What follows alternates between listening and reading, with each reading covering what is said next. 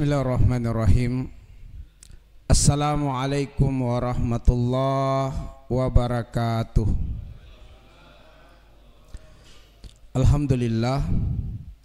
Alhamdulillahirabbil alamin. Wassalatu wassalamu ala asyrafil anbiya'i wal mursalin wa ala alihi wa sahabatihi ajma'in, amma ba'du. Allahumma anfa'na bima 'allamtana wa 'allimna ma yanfa'una wa zidna ilman, walhamdulillah ala kulli hal, wa na'udzubillah min hali ahlin nar. Ma'asyiral muslimin wal muslimat, jamaah Masjid Al-Amanah, azanillahu wa iyyakum ajmain. Semoga Allah Subhanahu wa taala, Rob yang menggenggam hidup dan mati, memanjangkan umur kita dalam kebaikan dan dalam ketaatan di sisinya. Semoga kita semua dalam keadaan sehat walafiat. Semoga rezeki kita dibanyakan dan diberkahi oleh Allah Subhanahu wa taala. Semoga anak keturunan kita dicerahkan dan disolehkan masa depannya. Semoga amal soleh kita diterima dan disempurnakan oleh Allah. Semoga dosa, kesalahan, kealpaan dan kehilafan semuanya diampuni oleh Allah Subhanahu wa taala. Semoga kita semua direzekikan menghembuskan nafas terakhir di dunia ini dalam keadaan husnul khatimah.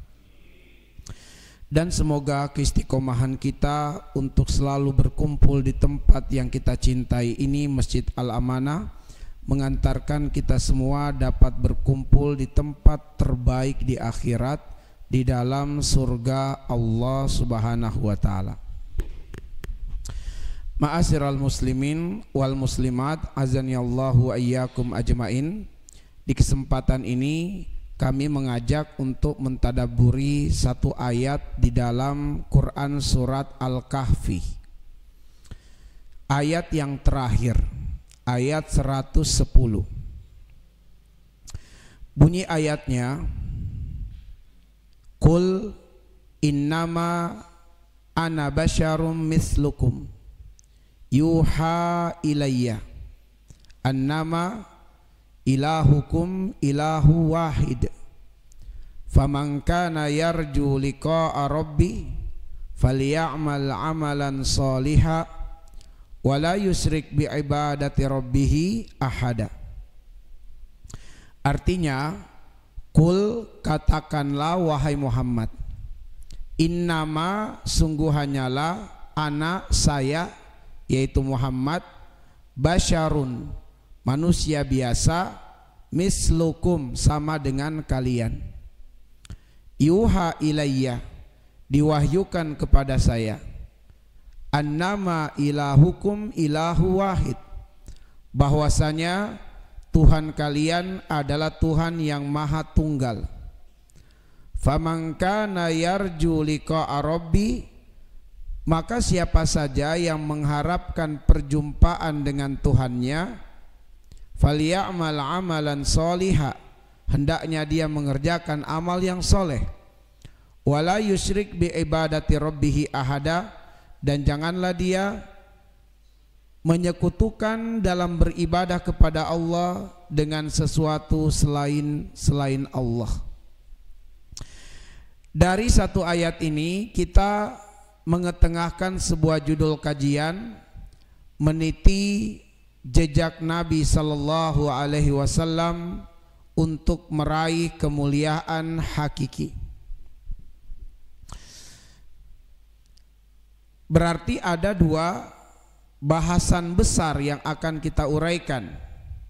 Bahasan yang pertama, meniti jejak Nabi sallallahu alaihi wasallam, dan bahasan yang kedua, meraih kemuliaan hakiki. Mari kita uraikan bahasan yang pertama, yaitu meniti jejak Nabi sallallahu alaihi wasallam.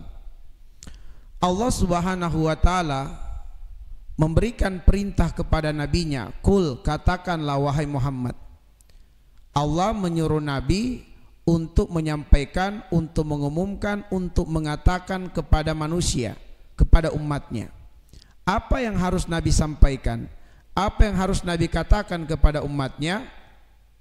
Nabi diperintah untuk mengatakan, menyampaikan akan jati diri beliau kepada umat manusia.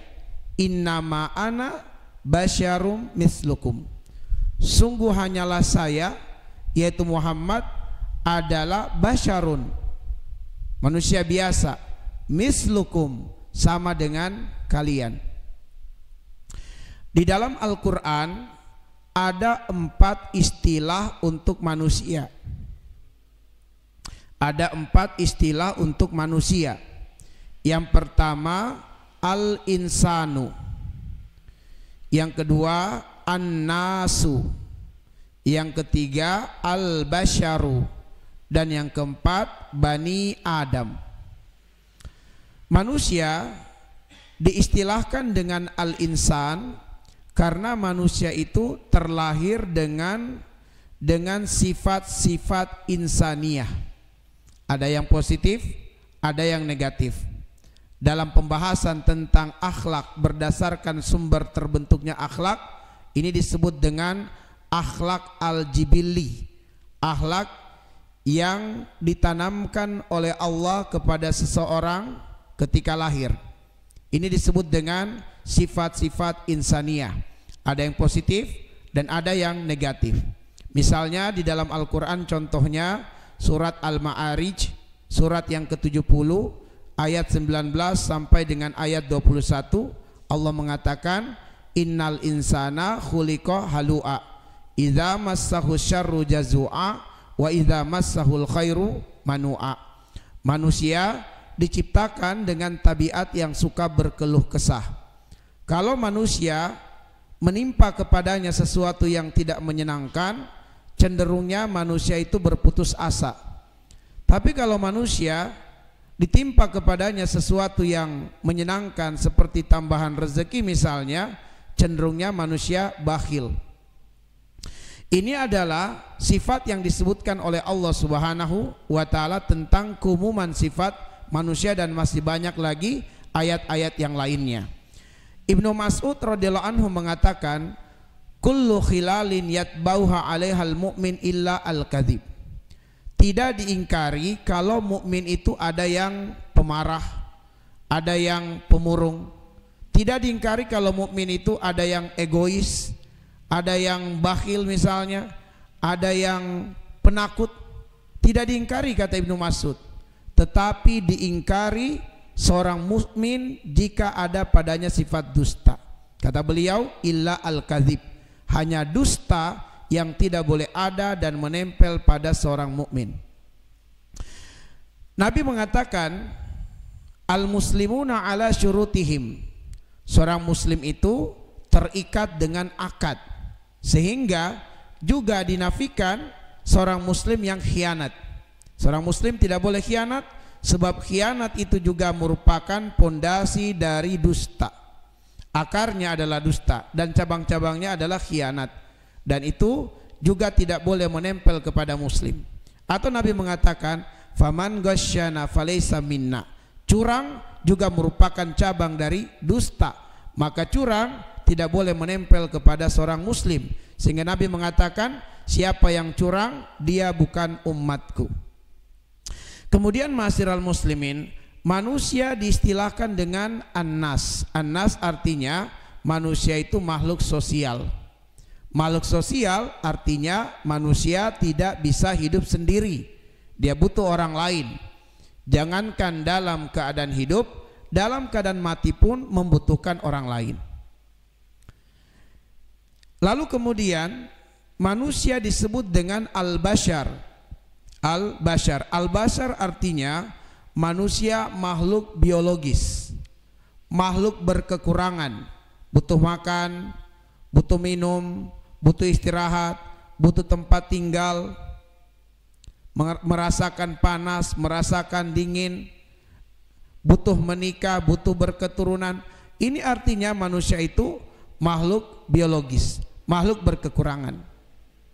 Dan kemudian manusia disebut sebagai Bani Adam.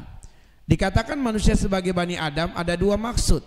Maksud yang pertama, agar manusia bersyukur sebagai anak keturunan Adam. Karena itulah Allah mengatakan, walaqad karramna Bani Adam. Sungguh kami telah memuliakan Bani Adam, anak keturunan manusia. Maksud yang kedua, disebut Bani Adam agar supaya manusia selalu mengingat asal muasal penciptaan moyangnya, dan juga disebut Bani Adam agar selalu mengingat proses diciptakannya. Moyang kita yaitu Adam alaihissalam, di dalam Quran surat Al-Hijr surah yang ke-15 ayat yang ke-26 Allah mengatakan, walaqad khalaqnal insana min salsalim mim mahin, bahwa Allah Subhanahu wa taala menciptakan manusia itu min salsal. Salsal itu adalah tanah liat yang kering, ya. Min hamain masnun, yang kemudian tanah liat kering itu berasal dari lumpur hitam, yang menurut Ibnu Abbas lumpur hitam yang berbau. Masnun lalu kemudian diberi bentuk oleh Allah Subhanahu wa taala. Jadi ini dalam kaitannya dengan asal muasal penciptaan manusia, moyang kita, bahwa Allah menciptakan manusia yaitu moyang kita Adam alaihissalam min salsalin, yaitu dari tanah liat kering, min hamain, yang diambil dari lumpur hitam yang berbau, masnun, lalu kemudian dibentuk oleh Allah Subhanahu wa taala. Adapun kemudian kita anak keturunannya mimma'in mahin, ya dari air yang rendah, air yang hina, yang jika menempel sedikit saja di pakaian kita, kita merasa jijik untuk mengenakan pakaian itu di hari itu. Nah, maka dengan kita selalu mengingat asal muasal penciptaan kita, tujuannya adalah untuk terkikisnya penyakit kesombongan di hati kita. Ya, maka dengan disebut Bani Adam, kita selalu mengingat asal usul kejadian atau penciptaan kita, supaya kita menghilangkan penyakit sombong di dalam diri kita, bahwa kita berasal dari air yang hina, air yang rendah, mimma'in mahin.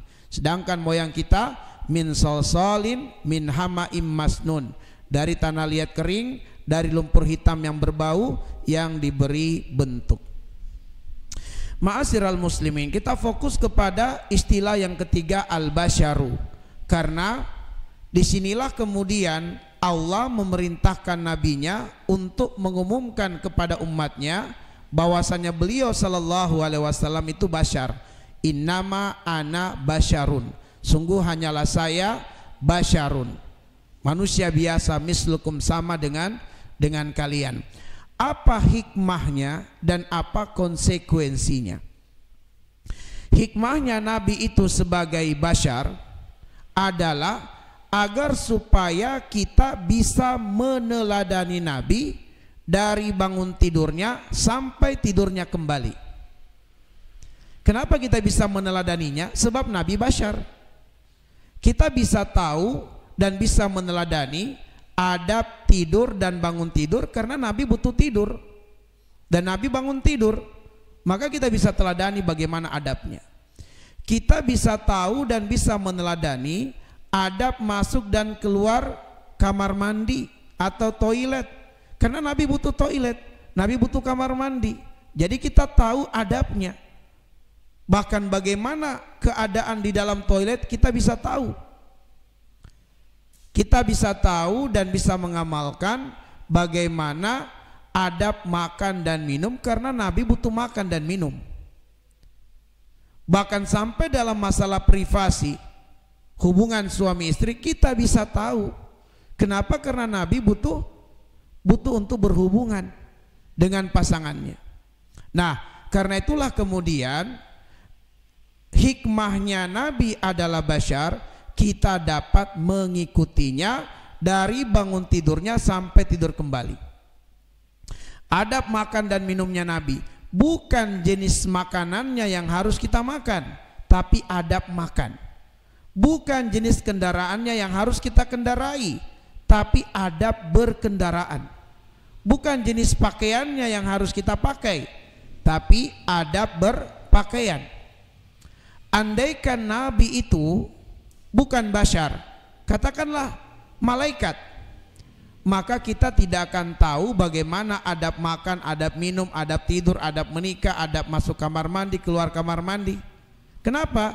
Karena malaikat tidak makan, malaikat tidak minum, malaikat tidak menikah, malaikat tidak tidur.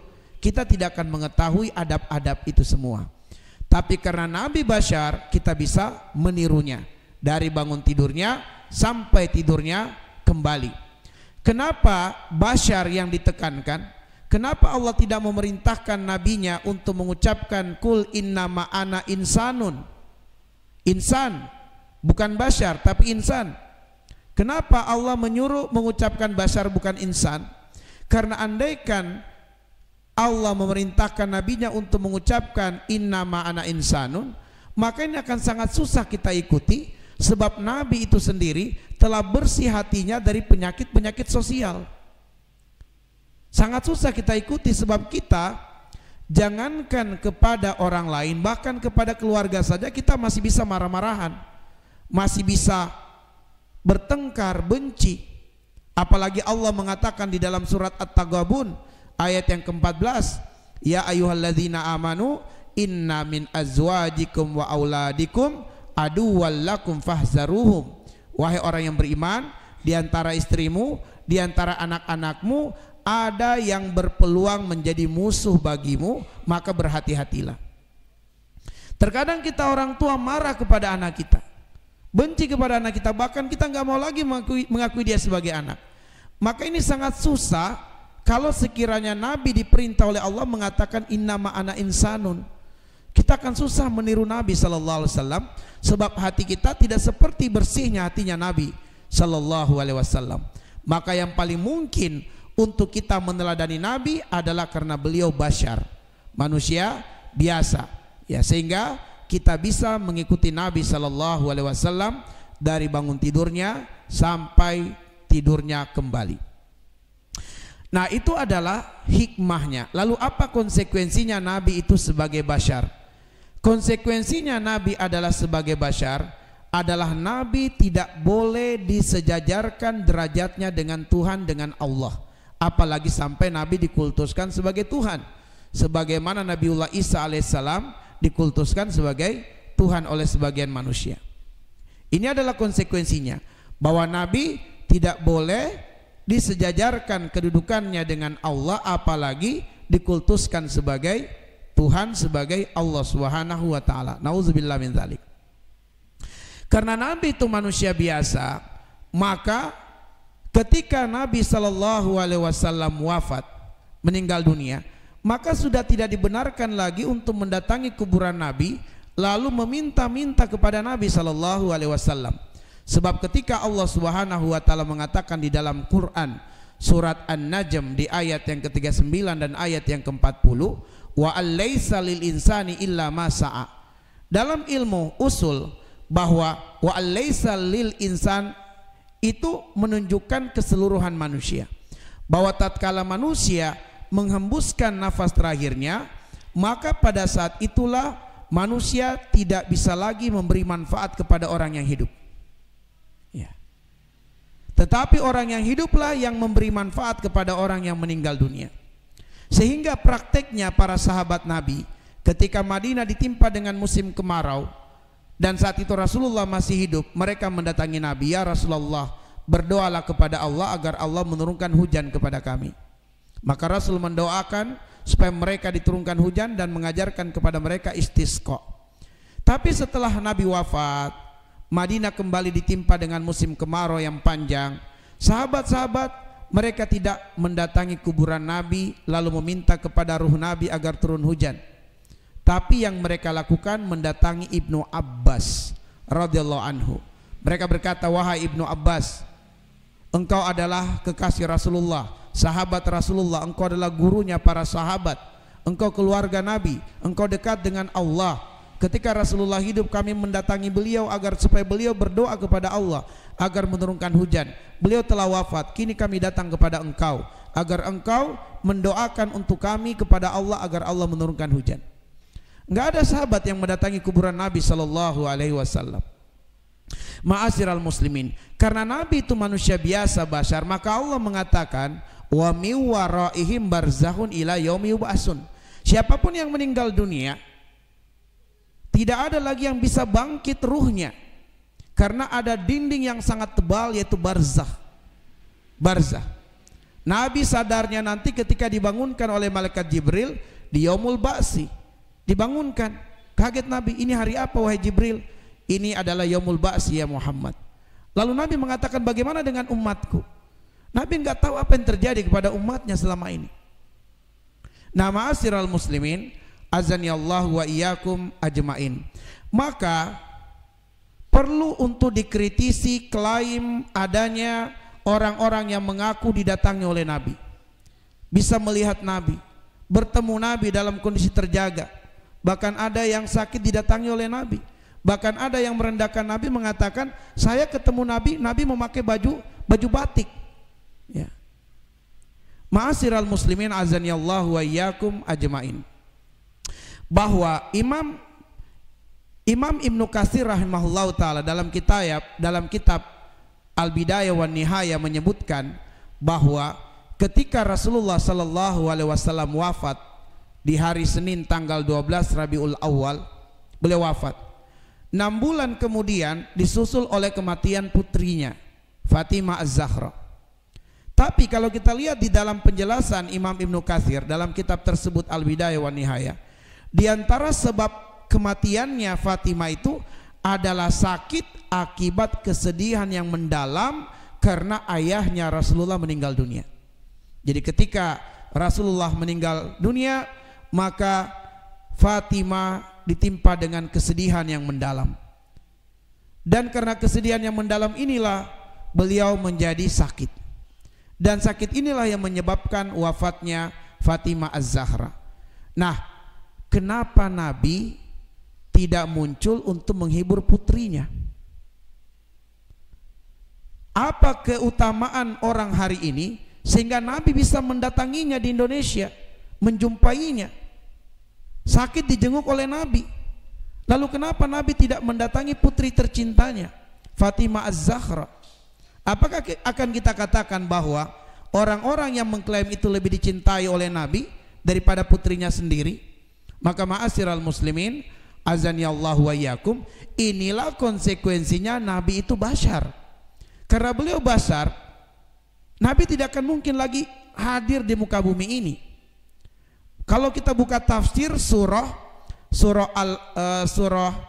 Al-Anfal ayat yang ke-33, Allah mengatakan, wa ma kana Allahu liyu'adzibahum wa anta fihim wa ma kana Allahu mu'adzibahum wa hum yastaghfirun. Allah sekali-kali tidak akan menurunkan azab bala bencana di suatu negeri selagi Nabi Muhammad hidup di tengah-tengah penduduk negeri. Dan Allah tidak akan menurunkan bala bencana di suatu negeri selagi penduduk negeri beristighfar kepada Allah.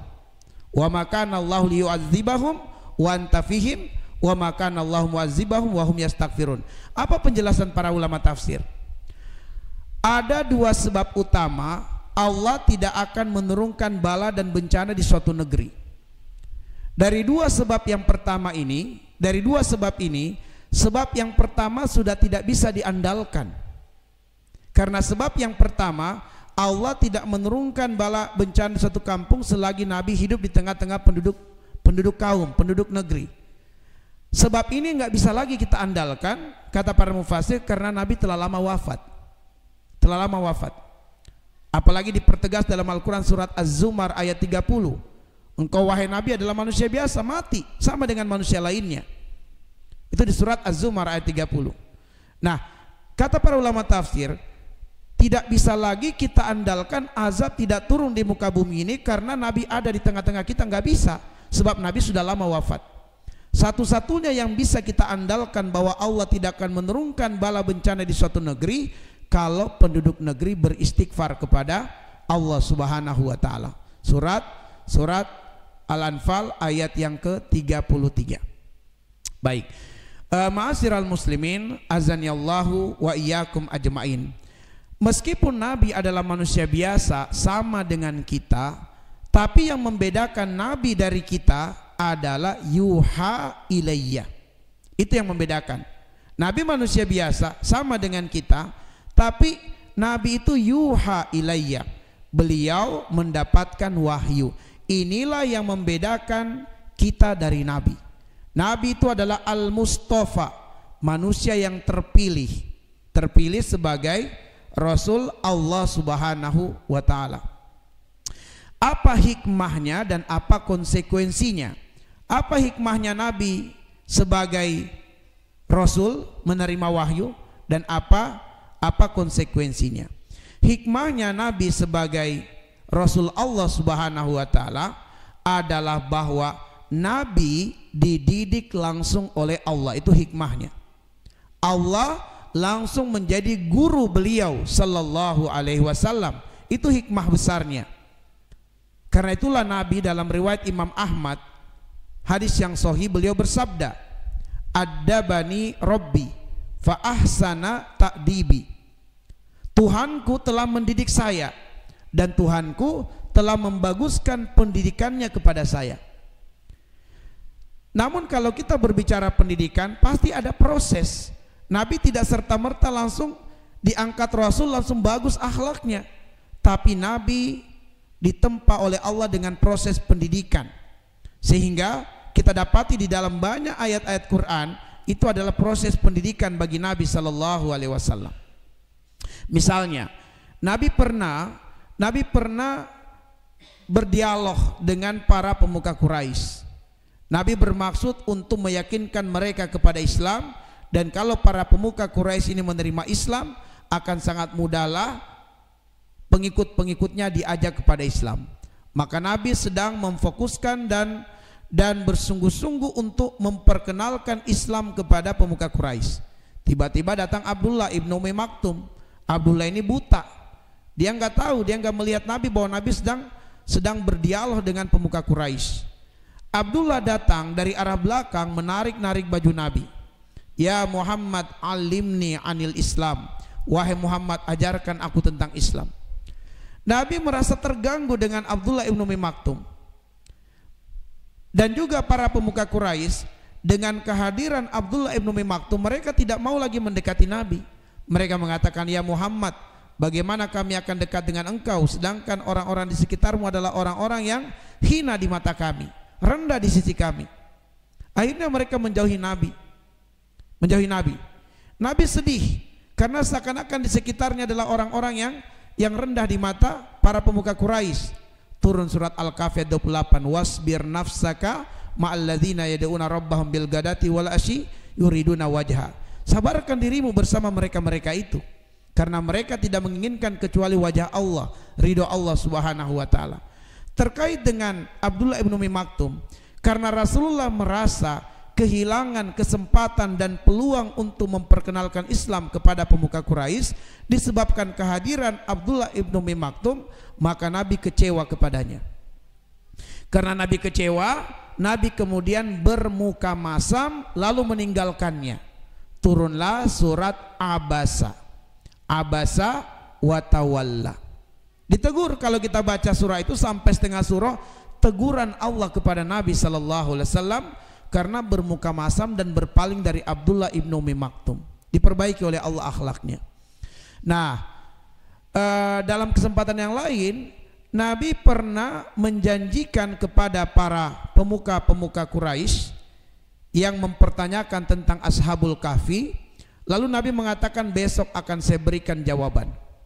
Sampai esok hari tidak turun wahyu untuk memberitahu kepada Nabi jawaban atas apa yang ditanyakan oleh pemuka Quraisy.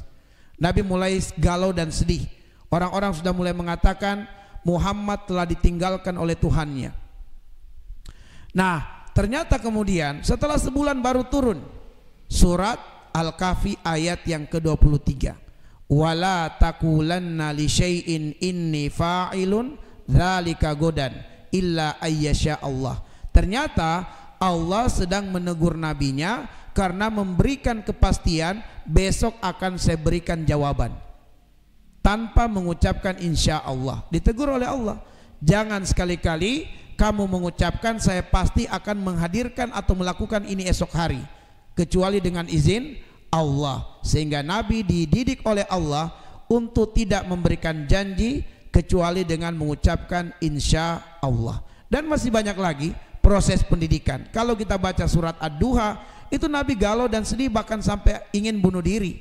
Lalu kemudian turun surat Ad-Duha, disebut Ad-Duha sebab bagaimanapun gelapnya malam akan sirna dengan masuknya duha. Itu adalah untuk menghapus kegalauan, kesedihan yang dirasakan oleh Nabi. Maka Allah mengatakan, wahai Muhammad, Allah tidak akan pernah meninggalkanmu. Seberat apapun masalahmu, sedalam apapun masalahmu, segelap apapun masalahmu, Allah tidak meninggalkan engkau. Bukankah dulu kamu yatim lalu dipelihara oleh Allah? Jangan sampai kamu ragu dengan Allah Subhanahu wa Ta'ala. Jadi Nabi dikuatkan imannya, keyakinannya oleh Allah Subhanahu wa Ta'ala. Setelah Nabi menjalani dan merasakan dan mengalami langsung proses pendidikan dari Allah Subhanahu wa Ta'ala, turunlah surat Al-Ahzab ayat 21. Laqad kana lakum fi rasulillahi uswatun hasanah. Inilah hikmahnya, bahwa karena Nabi adalah Al-Mustafa Rasul Allah, maka beliau adalah uswatun hasanah, teladan yang sempurna. Lalu apa konsekuensinya? Konsekuensinya adalah bahwa kita harus meneladani Nabi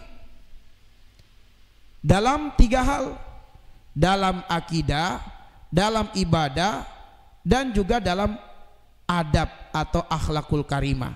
Ini konsekuensinya.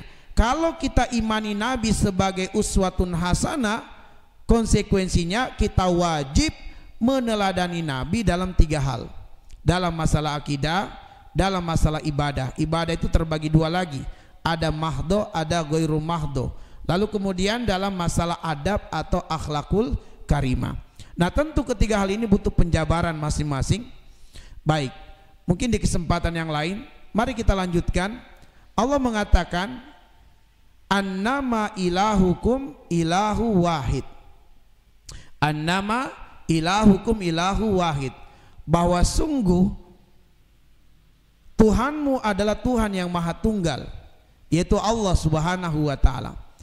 Mengajarkan kepada kita bahwa inti ajaran dari wahyu itu tauhid, bahwa apabila kita meneladani Nabi dalam masalah akidah, Nabi itu sangat memerangi kesyirikan, Nabi sangat mengingkari perdukunan, Nabi sangat mengingkari ramalan-ramalan.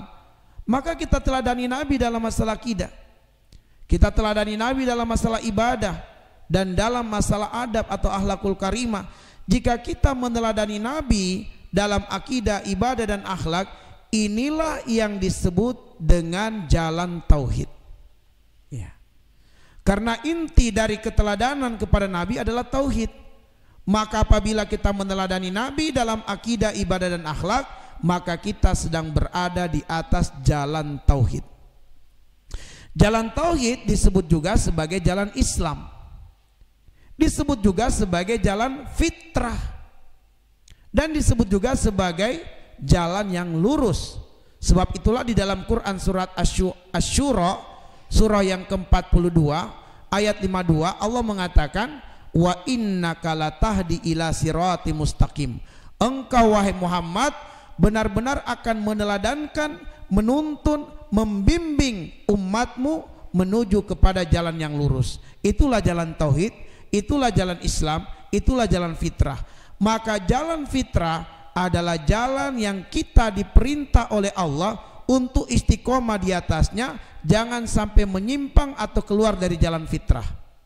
Allah katakan dalam Quran surat Ar-Rum ayat yang ke-30, fa'akim wajhaka lid-dini hanifa fitratallahi allati fataran nasa 'alaiha. Kita disuruh oleh Allah untuk istiqomah di atas jalan fitrah, jangan sampai menyimpang, jangan sampai keluar dari jalan fitrah. Sebab satu-satunya jalan yang mengantarkan kepada kesuksesan dan keselamatan adalah berada di atas jalan fitrah. Allah mengatakan di dalam Quran surat Asy-Syu'ara ayat 89, yauma la yanfa'u malun wala banun illa man atallaha biqalbin salim.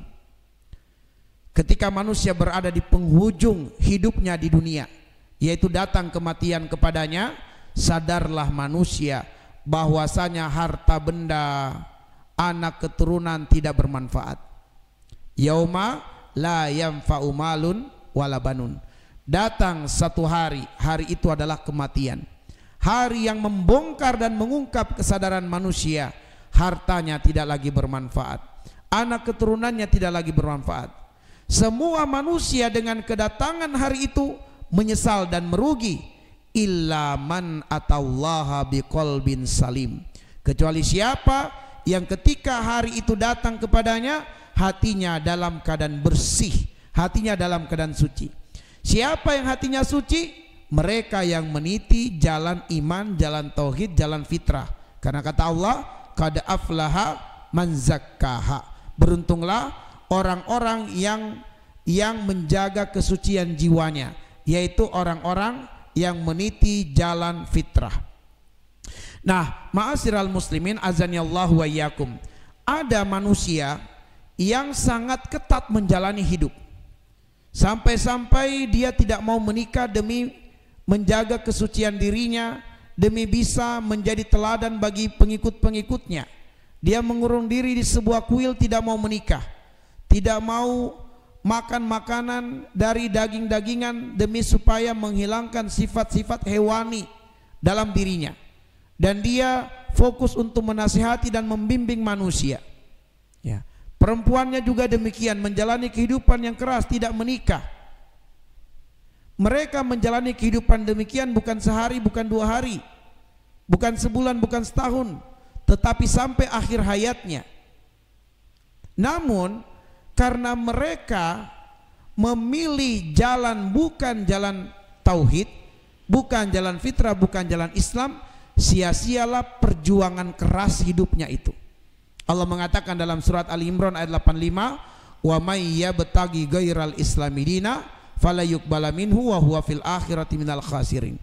Siapa yang mencari dan memilih ajaran agama, petunjuk hidup selain Islam, tertolak ajaran agama itu, dan di akhirat nanti dia akan merugi, yaitu masuk ke dalam neraka kekal selama-lamanya.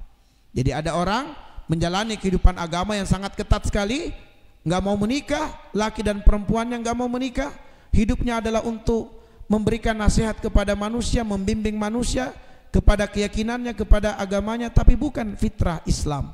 Akhirnya apa? Dia sengsara kalau meninggal dunia, kekal di dalam neraka, nauzubillah min dzalik. Ma'asyiral muslimin, kenapa kita meniti jalan fitrah, jalan tauhid? Sebab jalan inilah yang akan mengantarkan kepada kemuliaan yang hakiki. Apa kemuliaan yang hakiki itu? Kemuliaan yang hakiki itu adalah perjumpaan dengan Allah Subhanahu wa taala. Siapa yang bisa melihat Allah, itu berarti dia masuk surga. Karena melihat wajah Allah merupakan puncak kenikmatan di dalam surga. Nabi mengatakan dalam riwayat Imam Muslim, wa ma'utu syai'an ahabbu ilaihim min nazar ila rabbihim. Tidak ada lagi puncak kenikmatan yang melebihi dari melihat wajah Allah Subhanahu wa taala. Nah, ma'asyiral muslimin azanillahu wa iyyakum, bagaimana cara untuk melihat wajah Allah di akhirat? Allah mengatakan, faman kana yarju liqa rabbi falyamal amalan sholiha wala yusrik bi ibadati rabbih ahada. Falyamal amalan sholiha itu artinya meneladani Nabi dalam masalah ibadah dan akhlak. Wala yusrik bi ibadati rabbi ahada artinya meneladani Nabi dalam masalah akidah. Maka meneladani Nabi berarti kita sedang meniti jalan tauhid, dan jalan tauhid inilah jalan fitrah. Jalan fitrah inilah yang mengantarkan perjumpaan dengan Allah Subhanahu wa taala. Sehingga mengapa kita bersungguh-sungguh untuk meneladani Nabi dalam 3 hal tadi? Karena kita pengen meraih kemuliaan yang hakiki, yaitu berjumpa dengan Allah Subhanahu wa taala.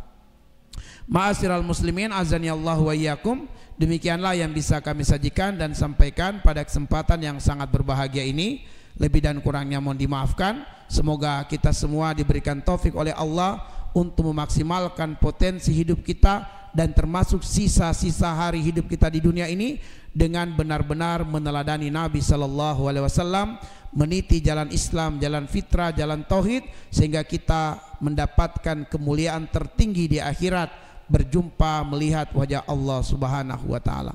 Naktafi bihadzal qadar. Nas'alullah ayyaj'alana minal ladzina yastami'una al-qawla fayattabi'una ahsana. Subhanakallahumma bihamdik asyhadu an la ilaha illa anta astaghfiruka wa atubu ilaik. Assalamualaikum warahmatullahi wabarakatuh.